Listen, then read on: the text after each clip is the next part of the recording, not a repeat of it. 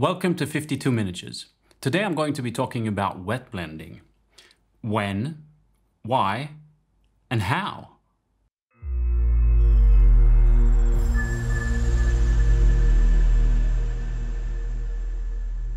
If you've never heard the term wet blending, or you're still wondering what wet blending is, it is essentially when you've got some paint, you're painting a miniature.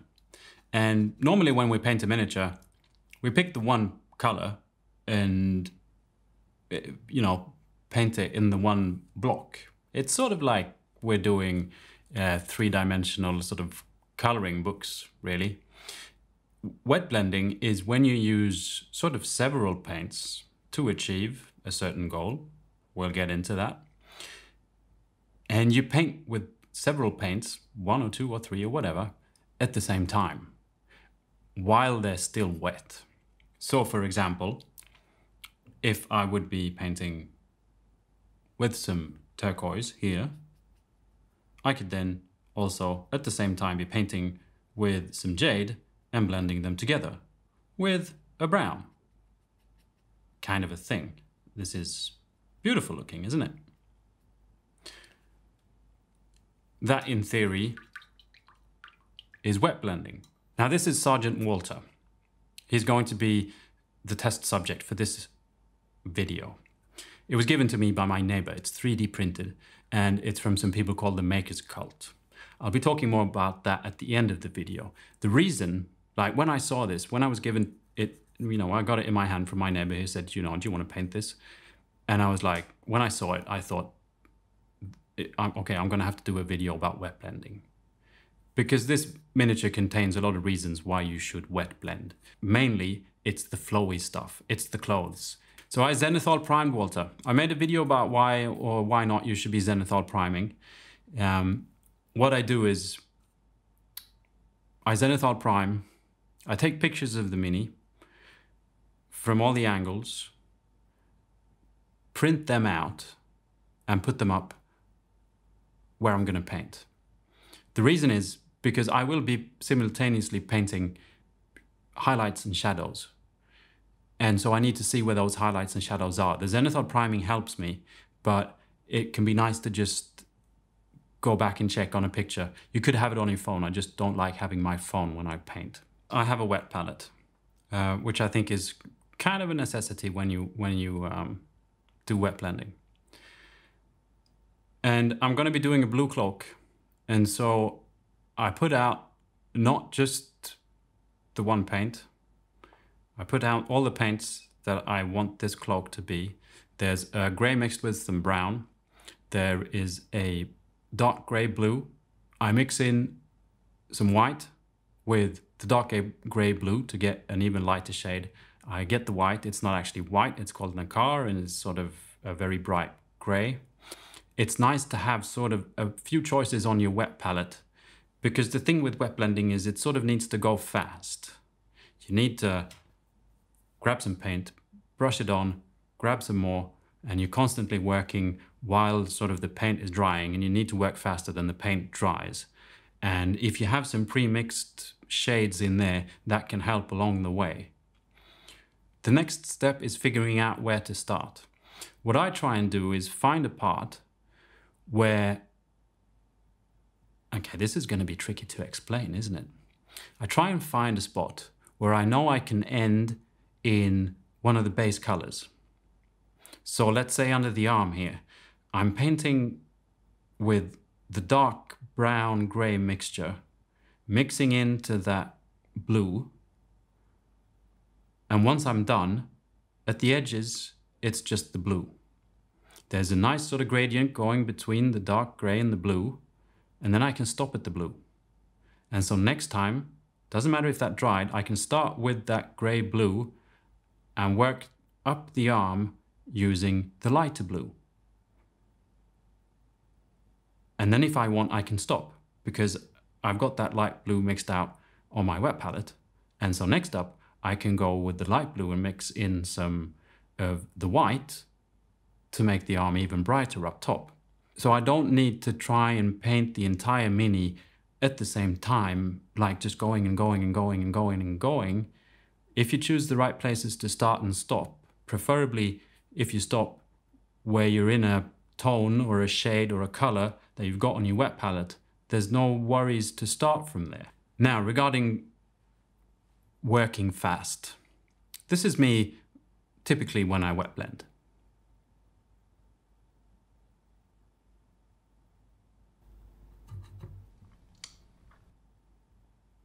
Yeah, it kind of happens, because the thing is, you take a paint, you paint it on there. Sometimes you can just go to the next one because you're working sort of from dark and then you want a little bit of light and a little bit of a lighter one. It doesn't matter if you've got a little bit of the previous color in your brush, but sometimes you need to clean your brush and that sort of needs to go fast. So you dip it in your water, wipe it off in your mouth, and then you can pick a new one without having, you know, say if you're going from a black to a white, if you got black on there and then dip it in the white, it'll mainly just be black that comes out. You need to clean it and you need to work fast. My name's Alex and I lick my brush. Hello, Alex. Obviously, you can have a piece of paper.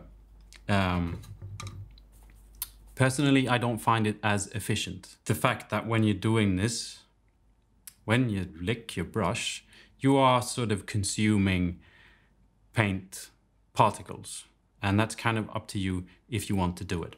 I'm sure there's, you know, not good things that come with it. I think for some people there might be sort of potential superpowers involved with licking their brush. But for most of us sort of normal folk, you know, consider using the paper. This has just become a habit of mine and I can't really stop. And so I work my way around the miniature, trying to paint the, you know, get the dark gray brown in all the shadows, looking at the zenithal priming and also looking at my pictures, working my way up to the blue gray, to the light gray, to the almost white, wherever there's, you know, real highlights going, trying to start in places where I know I can start and then stop where I can stop. And I do all the blue. And here's the thing, when I'm done with that, I'm not done. I use this as a tool to sketch out the zenithal priming to make sure that wherever the light was supposed to be, that's where the light is. And where the shadows are supposed to be, that's where the shadows are. The cool thing is that in this case, all my shadows, they're sort of a brown gray and my midtones are blue and my highlights are almost white. And that would be kind of, you know, if you were doing it the normal way, well, you'd probably have to paint everything blue, I guess, and then cover up all that zenithal highlight and then trying to remember it, making sure you get the shadows in the right place, maybe using some kind of glazing with the brown or something like that, and then go in and do the highlights. This is actually kind of efficient. And you get a texture. This is not smooth. It's, you know, it's alive, which just looks so great on something like this, say clothing. But I was saying I'm not done. No, I'm not. I'm not an expert wet blender. I do this to sort of sketch out the zenithal highlighting, get coverage everywhere that is sort of flowing and alive. And then when it's all dry, I go in and I sort of just do the highlights. And I've already got the paints on my wet palette. And if I want, I can go in with a bit more of the dark one where I think, you know, this should be more shadowed. I can touch up all the highlights. I don't need to do, you know, I don't need to be an expert wet blender to use wet blending. I can use it as a foundation and then go in with sort of regular, just touching up the highlights. And the good thing is I know exactly where the highlights are supposed to be because of the wet blending. Another great example of a nice spot to wet blend on this mini is it's got sort of a red flow. Well, it's red on here. I'm going to paint it red. It's got a sort of a flowing cape kind of a thing going. And I wanted to paint it sort of brown, orangey, red kind of a thing. So I put some new paints in my wet palette. Ended up using pretty much the same gray brown for the shadows, and then, you know, working them up. And with the cloak, sort of, I was talking about where to stop and where to start. Like if you'd paint your cloak going this way, if you started, say, down the bottom to work your way up, you'd have to go from dark to bright to dark to bright to dark to bright, and then try and, you know, that would probably have dried. So you go for the next bit, and then you're not getting the exact sort of same tones and shadows. So the best thing here is to go from dark along the flowing cape to the bright, and then you're up with the orange, and you can stop there. And then you can go orange again down to the dark. Then you can go from the dark to the orange. You see what I mean? You don't have to do the entire cape at the same time. It's just figuring out where you should start and where you should stop. In this case, with the cloak, the one layer of wet blending I thought was just a bit, there was a bit too much character. Brush strokes and, you know, uneven things. And so I just did it twice, just to get another layer of coverage. And it was pretty much done. Did some edge highlights with a little bit of a lighter color, and it's a marvelous flowing cape. And same thing again goes for the helmet. It's got this thing at the back. I'm trying, you know, I'm gonna try and make it look like it's sort of metallic. Let's call it non-metallic metal, even though I'm not gonna stretch it that far.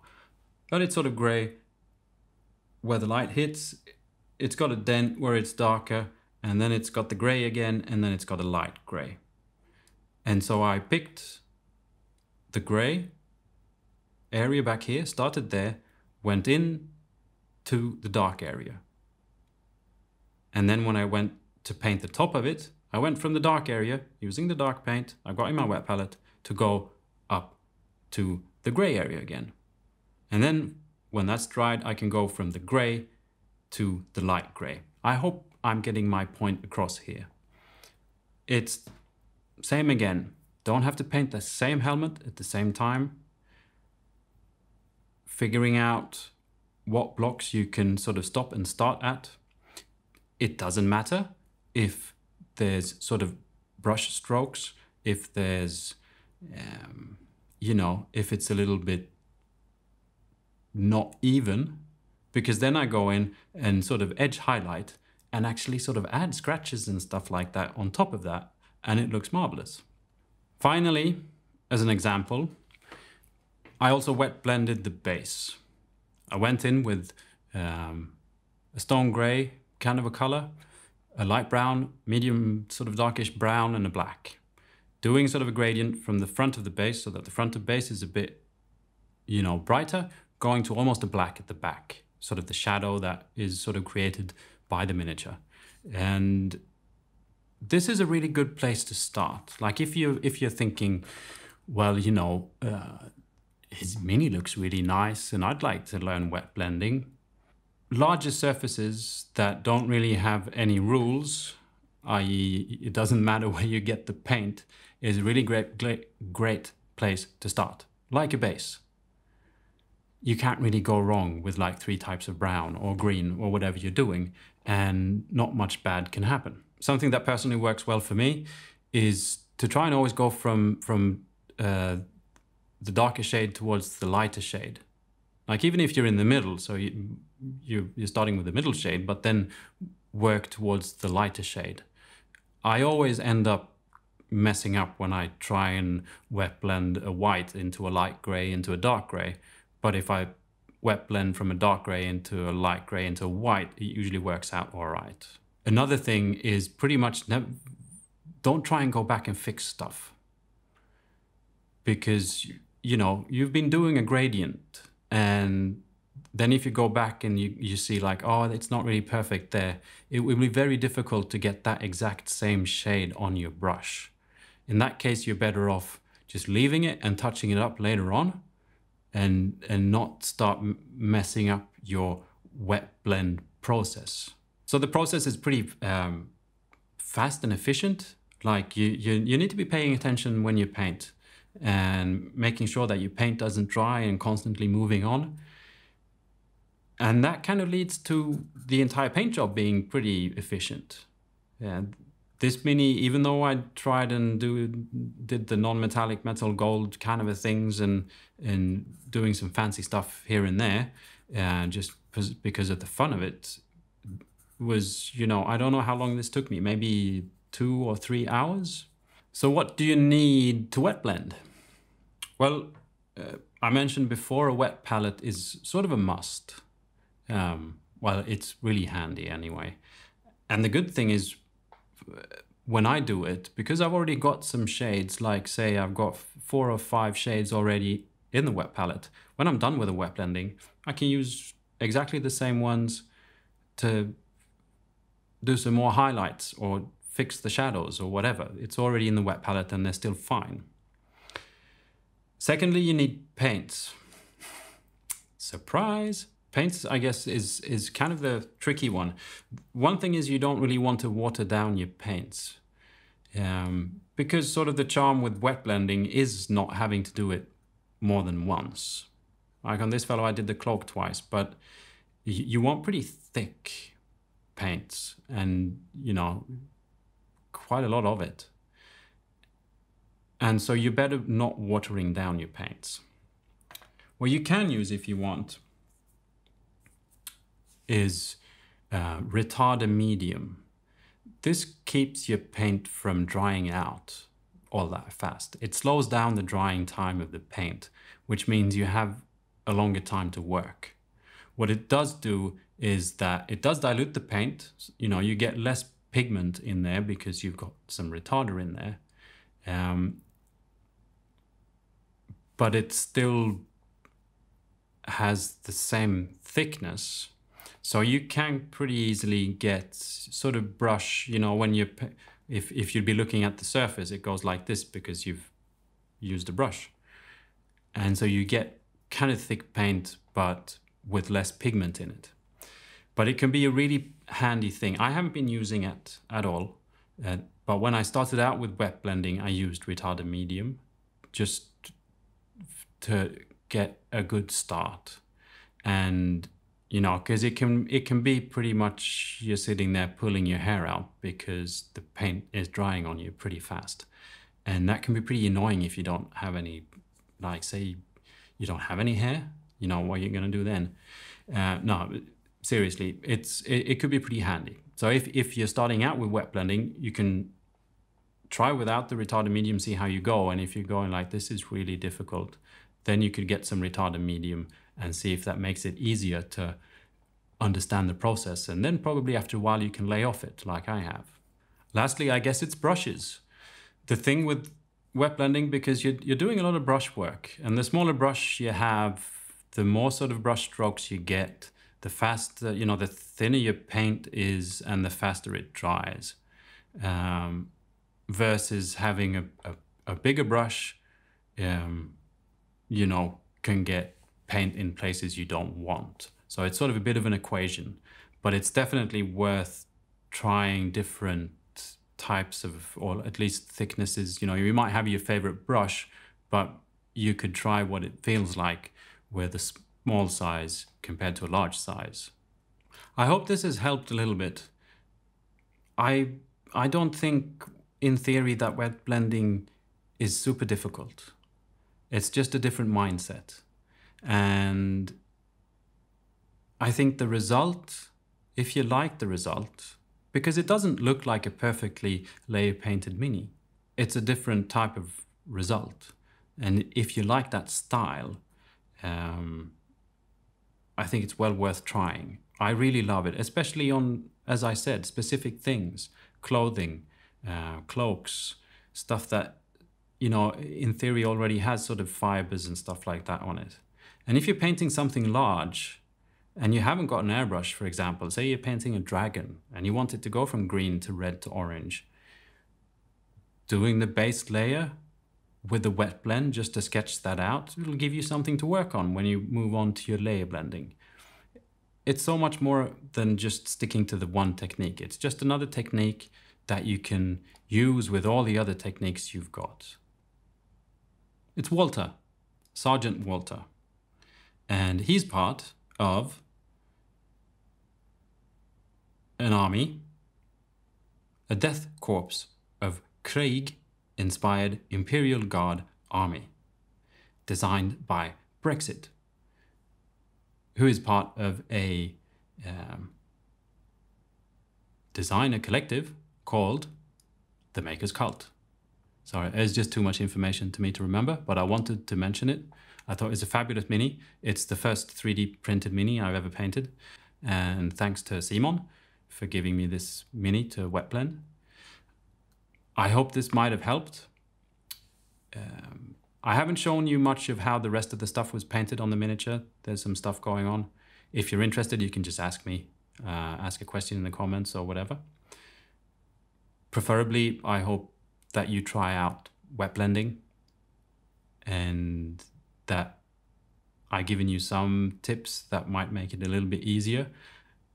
First and foremost, I think it's just about trying. Try. If you kind of enjoy the result, which I do. Thanks so much for watching, and thanks for the support as always. Please, if you like, support me in this channel on Patreon. I've also got an Instagram where you can check stuff out. And yeah, bye.